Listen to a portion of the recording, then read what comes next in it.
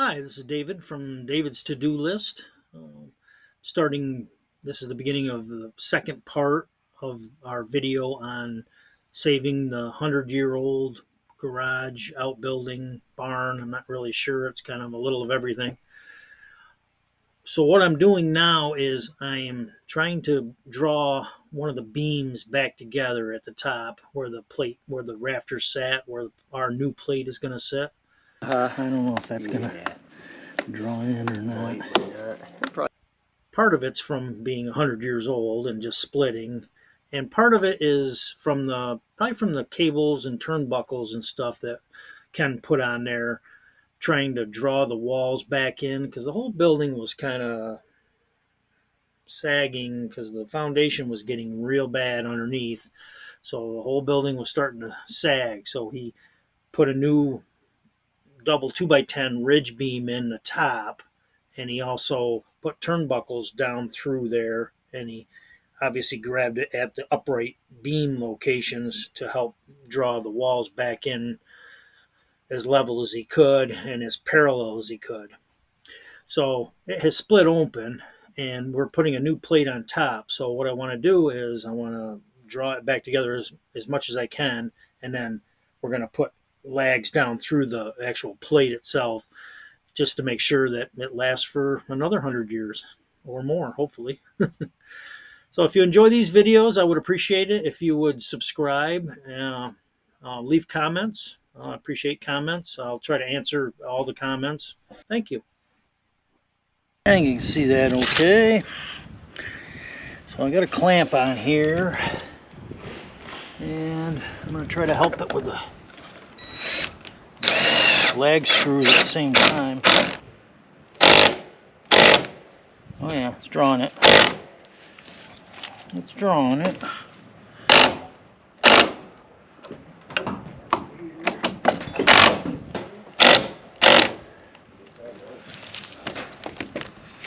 I've got it to come in a little, Ken. Oh yeah? Yeah. Oh, cool. Yeah, it's coming in for sure. We're gonna do the carriage bolt through the mortise, right? Need it? Yeah, I think so. Yep, then we'll do it. These are working pretty good. I don't know. Let me try one without a pilot, see what it does. Let's see.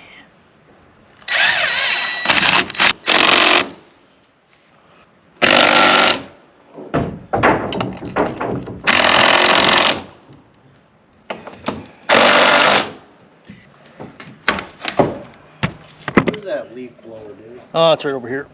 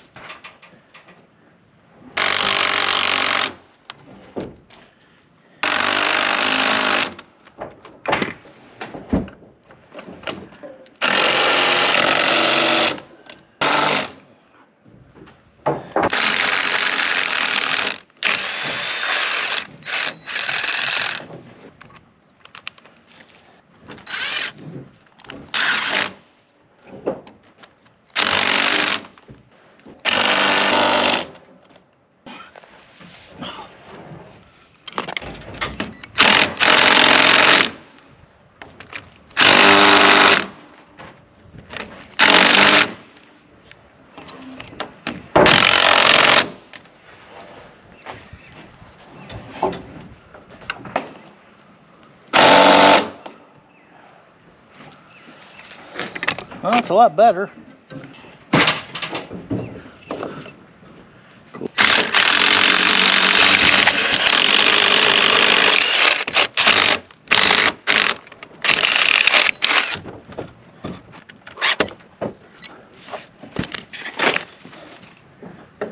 Sure, they're made right here in good old Japan. Yeah.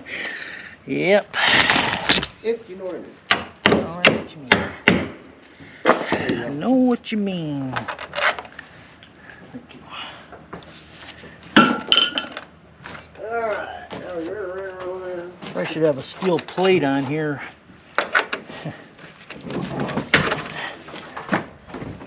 Pittsburgh. Oh, these are made in Pittsburgh? Oh, everything sounds like it's made in America. Yeah. Pittsburgh. Pittsburgh, Pennsylvania.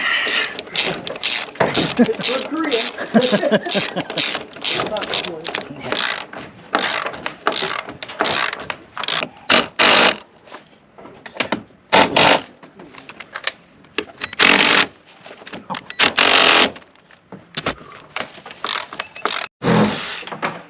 Oh, I caught it. Oh, good catch. I see you like hand sawing it and. Well, you know why? Yeah, I've learned, especially in wetwood, the dust. Oh, cleans when you're doing pressure treat, if you do that, it goes 3 times as fast. Clears the chips out of the blade. Yeah, clears all the crap, because especially in the wet stuff. There's another tip for you. Yeah.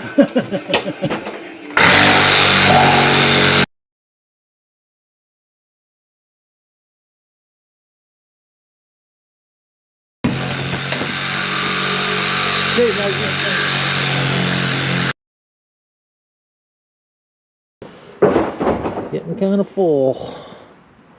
Ken's down there pulling tarps. Getting ready for some wood. Got wood, Ken? I got wood.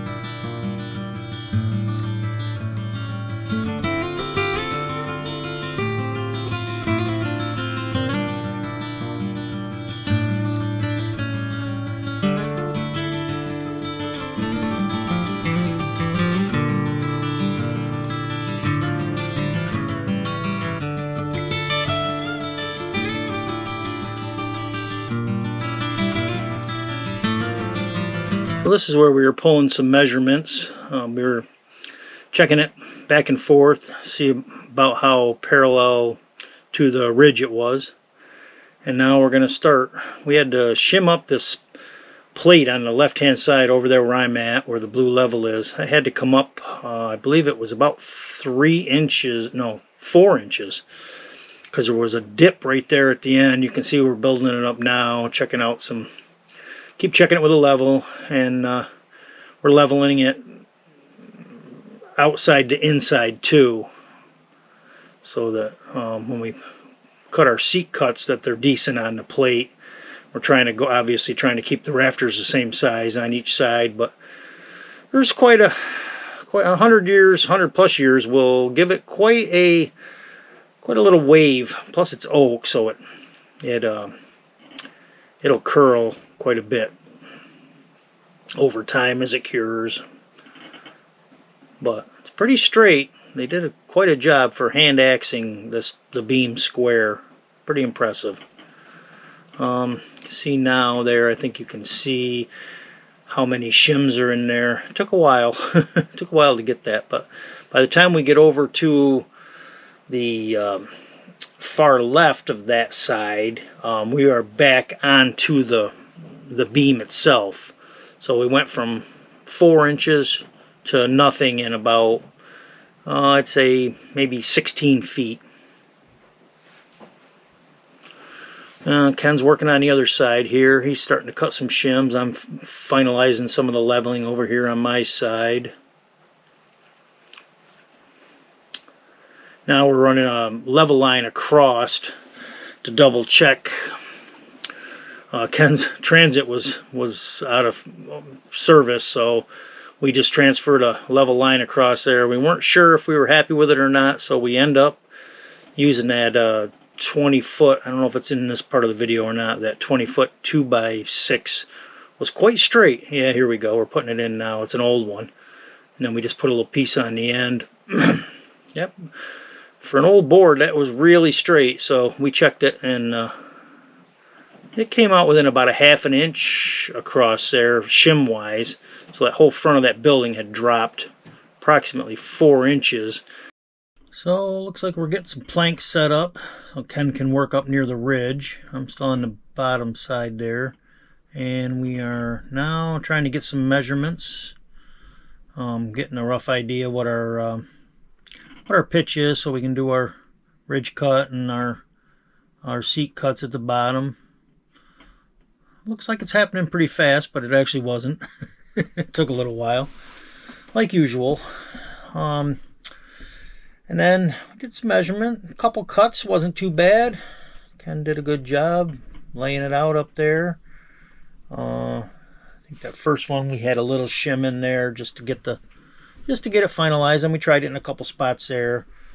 And then we set up our pattern and put a couple of stop boards on there and started crowning the rafters and started cutting them, and then they start going up. We got it laid out here.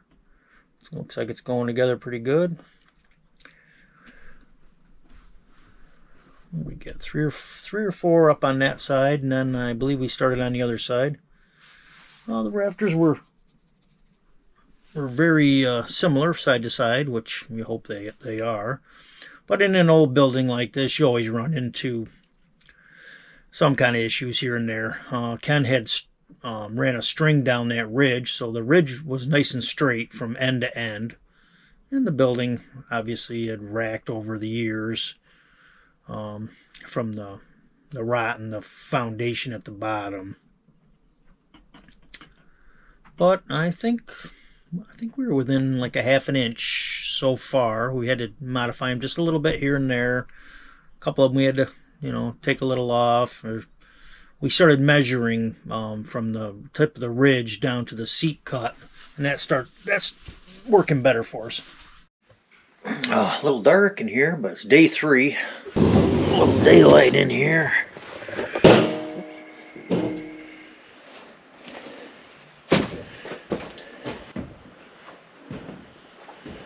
Here's how we left it last night. We tarped it the best we could. I mean, the tarps are a little bit rough, but Ken covered the electric box up here with the plastic and stuff. Well, we're going to be finishing up the rafters today, putting up some plywood. Get it weather tight. There's the power. Shut it off in the house just in case anything got wet out here. Now here we go. We're pulling the tarp back. We can get to work. Getting all belted up. Getting the tunes on, I'm sure. One of the first things that happens. Cleaning up a little bit. And moving some, I think we got a load of wood on the truck. So we're going to hand that in, get our horses set up. There we go. Cut some rafters. And then we did a little checking for square. And we did find that we were running off. We set our first rafter around the front of the building, which we had leveled. But it was a little off. So we end up taking a piece of plywood and laying it up on the roof and using it for basically a giant square, so that we could double check our rafters, make sure our spacing was right, and they were running square to the ridge. So I think that's what we're doing here now, getting close to it. Yeah, so we we ended up moving them a little bit on the here. There's a piece of plywood going up. We ended up moving them a little bit on the ridge just to square things up. Set our spacing between our rafters 16 on center, um, so that our plywood will work out. And if you've ever built anything, you get your rafters off, and you got to start cutting plywood to fit your rafters because they're not square. It's a hassle, and it's just poor workmanship. So we nipped that in the bud. Took a couple hours, but we got back on track, and now everything seems to be running well. The plywood is parallel with the ridge and with the bottom of our tails, so it's working out.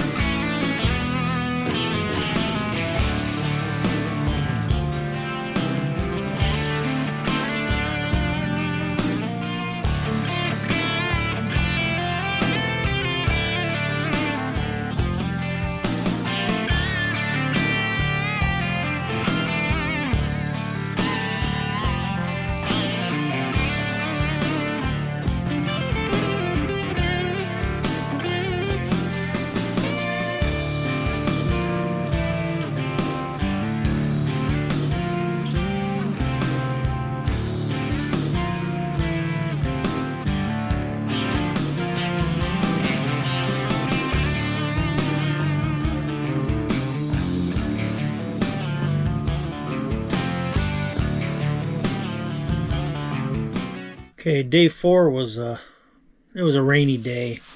It was forecast was like 70 or 80% chance of rain all day, so we didn't want to tear the tarps off the roof. We wanted to keep going, so we got some collar ties, and we brought them in. We installed on every other rafter.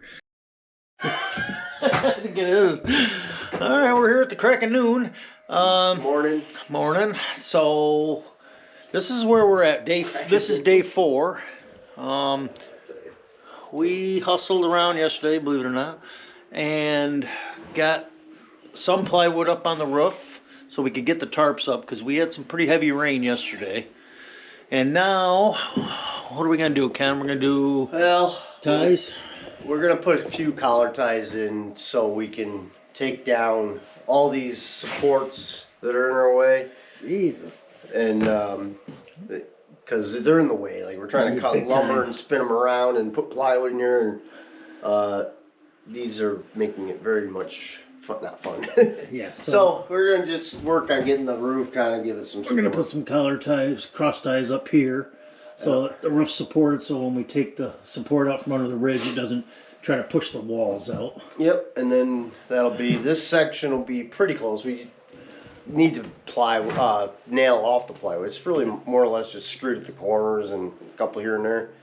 I want to get the nail gun out there, but I gotta wait for some weather. Today is a little bit like iffy, calling for rain, so we will, as soon as we can, you know, at least it's under a tarp, and we can do other things. We got always plenty to do. And then once we get... Wrap it up. Wrap it up. All right. Yeah, so we're getting there.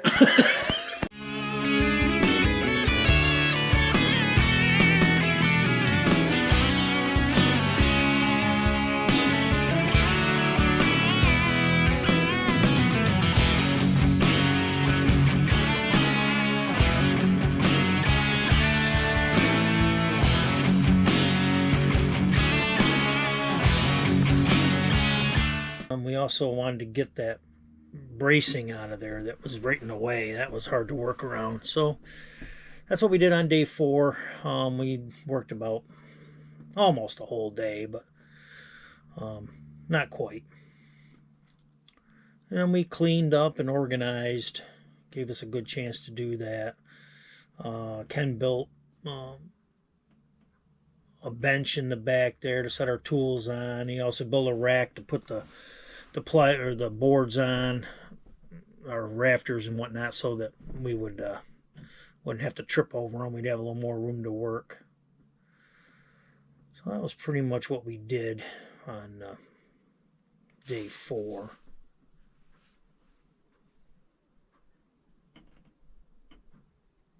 As you can see, we're making some room here. Getting cleaned up. We got to make room because we got to start tearing those rafters off on the right hand side there, the logs, rafters. And we weren't sure exactly what we were going to do about the gazebo on top. We originally had planned on, we thought we would tear it down, but once we got up there and looked at it, we decided that probably wasn't our best bet. It was in pretty good shape. It just needs to be beefed up a little bit. I think Ken is gonna re-side it with some newer siding, I believe.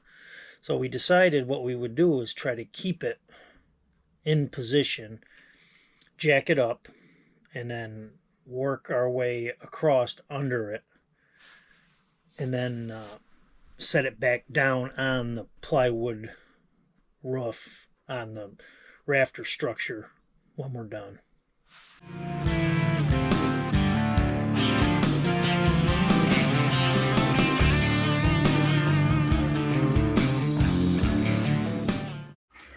Well, I don't know if you can tell or not, but we have picked up and organized and got all the temporary bracing that was holding up the ridge and all that. We put some collar ties up.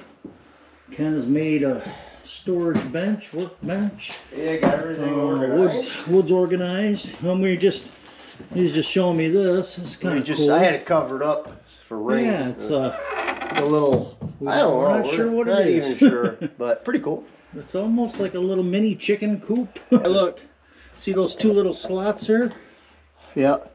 There's 2 little. They're hard to see. Oh yeah, I see it. It's like screen on them. Yeah, there's screen on them. I don't know if that was a. I bet you that whole panel lifted up and out. Yeah. And they might have had a winch board hanging over at some point, like on that with a big winch. Yeah, we'll have to get a light and look in there a little better. Actually, I got a light that I can put. Yeah. So turn the light on the camera. Take a look up in here. You can see right there in the front. There's a couple little cutouts of screen over them. Anybody knows out there what this is? Let us know. Yep. Another door down here. Yep. Yeah, that one. It seems like that's where you would bring in the hay. Yeah. So I'm not sure what they call the one you swing down by your feet, But this is a hewing axe, and then Yeah, there's another axe that you use to do this cut here. It's like a 22-degree angle. Yep. You slice it in, and then you hewn it off, and it takes the chips off. And that's, if you look did a pretty good job on if you look down that beam by hand, that is pretty good. I mean, look at that string Ken's got on there. Yeah, we a lot of time. It took months to put. You can't pull it all at once. You got to do a little at a time. And it takes a lot, especially when they're that old. There's a lot of age there. Is this door open, Ken? I don't think so.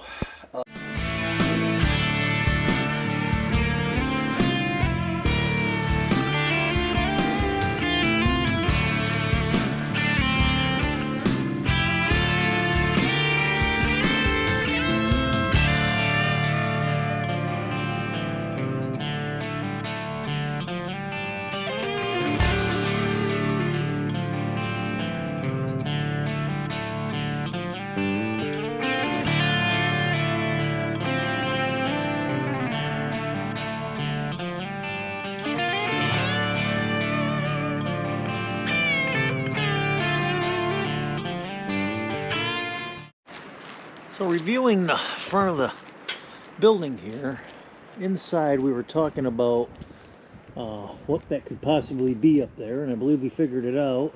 I believe it was for homing pigeons, maybe. If you look, there's a shelf right there, and it's covered on the outside now, but where those little openings were right there and right there. So I believe they had homing pigeons in there. Mystery solved, we think. That will wrap up part 2 of the video series on saving the 100-plus-year-old building.